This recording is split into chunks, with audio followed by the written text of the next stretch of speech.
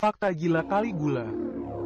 Raja paling bejat sedunia. Jika ada hal yang paling dikenal dunia dari Romawi, sudah tentu itu adalah deretan prestasi membanggakan kerajaan ini. Di bidang keilmuan, sosial masyarakat, demokrasi, kerajaan ini selalu terdepan dan memberikan sumbangsi besar bagi peradaban dunia. Belum lagi tentang militer mereka yang begila dan legendaris itu.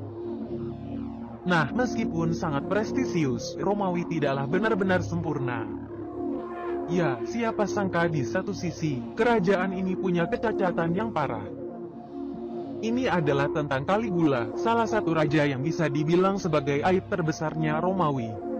Bagaimana tidak, kelakuan sang Raja Agung ini benar-benar berkebalikan dengan para leluhurnya. Alih-alih membuat Romawi makin jaya, Caligula seolah menghancurkan kekaisaran yang pernah ditakuti dunia ini. Sistem yang bobrok, kesewenang-wenangan, sampai peraturan yang tak bermoral dilakukannya selama masa berkuasa. Makanya, tak heran kalau pada akhirnya Caligula hanya memerintah sebentar saja karena rakyat gitu membencinya. Lalu, apa saja hal gila yang pernah dilakukan raja dengan julukan biadab ini? Simak ulasannya berikut. 1. Mengawini adiknya sendiri tanpa merasa berdosa. Salah satu kontroversi terbesar yang pernah dilakukan Caligula selama memerintah adalah keputusannya untuk mengawini Drusilla, adik kandungnya sendiri. Alasannya sendiri gitu konyol. Caligula melakukan hal tersebut karena ia menginginkannya. Drusilla sendiri pun juga tak kuasa untuk menolaknya. Keputusan gila ini pun membuat resah masyarakat Romawi. Alhasil, ketika itu banyak orang yang merasa tak senang. Sayangnya, hampir tak ada satupun orang yang berani mengungkapkan ketidaksukaannya. Ya, menentang raja sama artinya dengan mati karena kaisar dianggap titisan Tuhan. 2. Meniduri setiap pengantin baru. Caligula dikenal dengan perilaku amoralnya yang sudah tak karuan. Tak hanya dibuktikan dengan mengawini adik kandung sendiri, sang kaisar bejat ini juga punya kebiasaan yang bisa dibilang gila, bahkan sangat gila. Ia dikenal suka memerawani gadis-gadis di malam pertama pernikahannya. Menurut cerita, Caligula sudah biasa mendatangi pasangan-pasangan baru nikah di malam pengantin mereka. Ya, sang raja ini bertindak seperti si suami dengan menggagahi para perawan yang mungkin belum disentuh suaminya.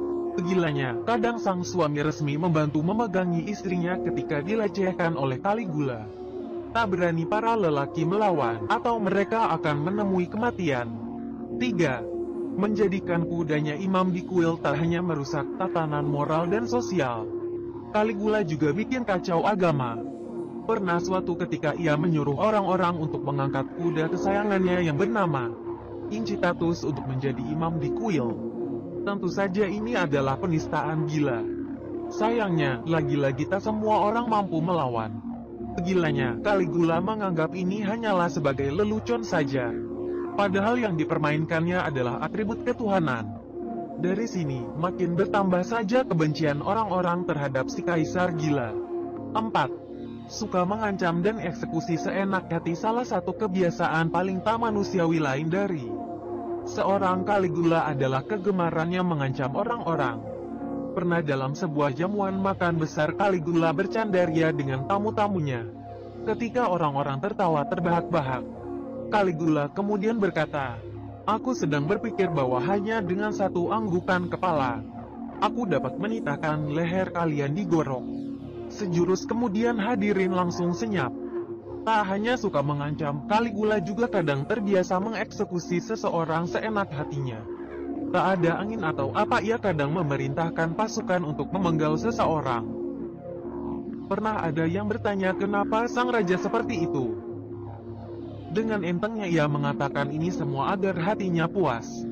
5. Tahanan botak untuk makanan di kebun binatang. Satu lagi alasan kenapa Caligula bisa dikatakan sebagai kaisar sinting.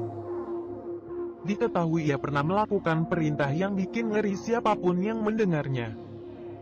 Jadi, ketika itu beberapa kebun binatang kehabisan daging untuk makanan sehari-hari.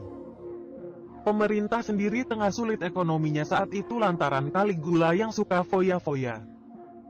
Seperti tak kehabisan akal, Caligula kemudian menyuruh sipir untuk menengok ke dalam penjara dan mencari tahanan yang berkepala pelontos.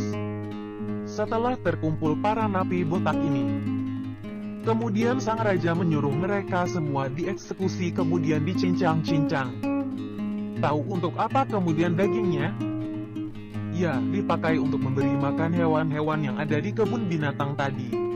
Tak terbayangkan hidup dipimpin dengan raja semacam ini. Apa yang dilakukannya benar-benar gila dan tak karuan. Makanya, tak heran kalau pada akhirnya Caligula tewas oleh rakyatnya sendiri yang muak dengan kegilaan-kegilaan yang dilakukannya. Untungnya cuma sebentar. Kalau sampai belasan tahun dipimpin oleh Caligula, Romawi pasti sudah tinggal sejarah sejak lama. Pagi di Tanah Lapang, pesta perayaan untuk menyambut kenaikan tahta Caligula mulai digelar. Panggung raksasa berdiri megah, yang menakutkan. Di Tanah Lapang yang tak berumput itu tampak kepala-kepala manusia. Manusia hidup yang seluruh tubuhnya ditanam di dalam tanah dan hanya disisakan kepalanya saja. Mereka adalah orang-orang yang dipersalahkan. Orang-orang yang dianggap tak patuh dengan perintah raja. Tak sejalan dengan para elit politik, atau orang yang memang bersalah secara hukum dan harus dijatuhi hukuman mati. Di antara kepala-kepala yang nampak bertebaran di Tanah Lapang itu, terdapat dua kepala manusia yang gampang dikenali. Mereka adalah Mahro, mantan Menteri Pertahanan yang sekaligus teman akrab Caligula, dan Enia, istri Makro yang juga kekasih sang raja. Dengan wajah memelas keduanya bertangisan. Mereka sudah tak mampu lagi berteriak minta tolong, sebab telah semalaman mereka melakukan itu. Di tepi lapangan terdapat sebuah bangunan mirip kereta beroda. Kereta ini dijaga sepasukan pengawal istana bersenjata. Mereka berdiri di tengahnya, dan menjaga segala kemungkinan yang tak diinginkan. Di roda kereta ini dilengkapi pisau guillotine yang sangat tajam.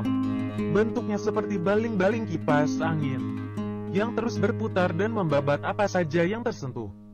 Alat-alat pembunuh yang sadis itu dijadikan sebagai properti untuk pentahbisan Raja Caligula. Saat matahari mulai meninggi, maka para pejabat kerajaan Romawi pun mulai berdatangan. Mereka memakai pakaian kebesaran warna-warni, berpasang-pasang datang untuk menghadiri pesta akbar, dan menyaksikan kegembiraan yang mengundang kengerian itu. Nampak Caligula dengan muka berseri duduk di kursi kehormatan. Di sisinya, para menteri dan adiknya yang cantik, Drusilla, serta para gundik istana, menemani. Sedang di tempat yang agak berjauhan, para pembesar lain hadir bersama keluarganya. Mereka bermuka sama-sama cerah dan sama-sama riang. Saat upacara belum dimulai, Caligula melihat sesosok wajah cantik di kejauhan. Ia berbisik pada menteri keuangannya, dan bertanya, siapakah gerangan gadis melek yang paling menonjol di antara yang hadir itu? Menteri yang berkepala pelontos itu dengan senyum penuh arti mengatakan, bahwa dia adalah salah satu gadis Romawi yang masih perawan. Ia bakal disunting oleh salah satu pengawal kerajaan, yang pesta perkawinannya tak lama lagi akan digelar. Mendengar itu, Caligula tertawa terbahak-bahak. Ia berkata, aku ingin merasakan bagaimana rasanya perawan. Trompet dibunyikan. Tanda upacara naik tahtanya Caligula dimulai. Para pasukan mulai berbaris, dan dilanjutkan dengan perayaan. Saat itulah bangunan beroda dengan baling-baling pisau mulai bergerak. Yang hadir melempari kepala-kepala manusia yang ditanam di tanah lapang itu dengan jeruk. Dan tak lama kemudian, kepala-kepala itu seperti rumput yang disabit, putus dari lehernya, dan kepalanya bergulingan seperti bola yang ditendang. Setiap kepala itu tersabit baling-baling, teriakan gembira bergema. Mereka bertepuk tangan. Ada yang berdiri dan meneriakan hidup sang raja. Acara keji dan bengis itu terjadi hingga siang hari. Dan sesiang itu, puluhan nyawa manusia tercerabut dari tubuhnya secara paksa. Tetapi bagaimana dengan gadis yang menarik perhatian Caligula itu?